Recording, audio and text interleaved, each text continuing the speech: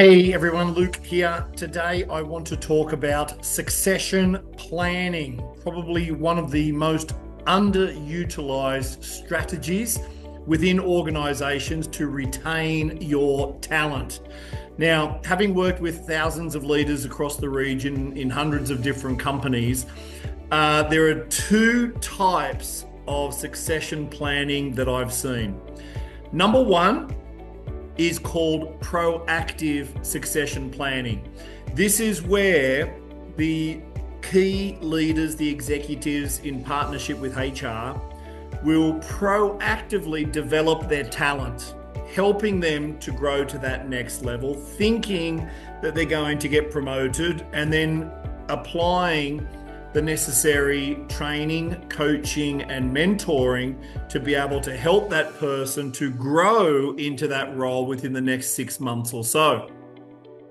Sadly, only about 10 to 20% of organizations engage in that kind of proactive succession planning. The main type of succession planning, the second type, is what we call reactive succession planning.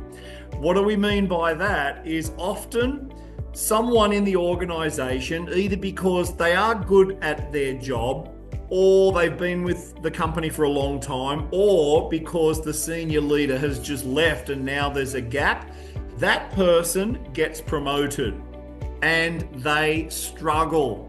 They struggle because they've never led a team before. They struggle because there are leadership tools and techniques that they don't know. And they struggle because they need to make all of these new decisions that they've not had to make before with peers at that new higher level. And so what happens is they struggle. They can barely keep their head above the water, and that puts a lot of pressure on everyone. Obviously, it puts a lot of pressure on that leader themselves, the leader that was just thrust into that role. It puts a lot of pressure on the organization, the team that they're supposed to be leading, and of course, the other executives and HR at that level can kind of see that this person is struggling. And so often we get called in to support in that area where the leader is struggling. There's a lot of pain within the organization, and it can be quite a challenging process. Now, one thing is for sure, whether you're looking at the proactive succession planning or the reactive succession planning, in our experience, you need 3 strategies to be able to support that leader to go from where they are to where you want them to be. Number 1 is they need some kind of training. Leadership training, communication training, strategic thinking training, whatever it is, to learn those fundamental leadership tools that they don't know. And that's what will happen in a typical 3-day leadership development program. They learn tons of tools in order to develop their skills or capabilities. Number 2, they need some kind of coaching.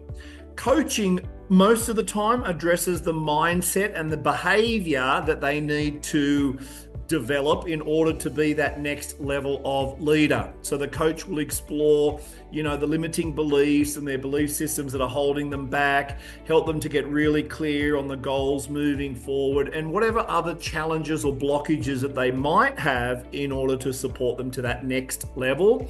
And the final point is mentoring, which often happens internally. It can be outsourced externally, of course. In a perfect world, the mentor is the person who kind of grew to that level and then this leader's coming up, but it could be anyone within the organization in a senior executive leadership role. Remember, a mentor doesn't have to be an expert in everything, so it's possible that this newly promoted leader can have some mentoring from this one and this one and this one based on the skills that that mentor brings to the table, such as financial acuity, such as other soft skills in leadership, and so on. So do yourself a favor, save yourself the pain and suffering of doing the reactive succession planning by planning it proactively. Reach out to us. We've got an awesome proactive succession planning package ready to go for your up and coming talent. Speak to you soon.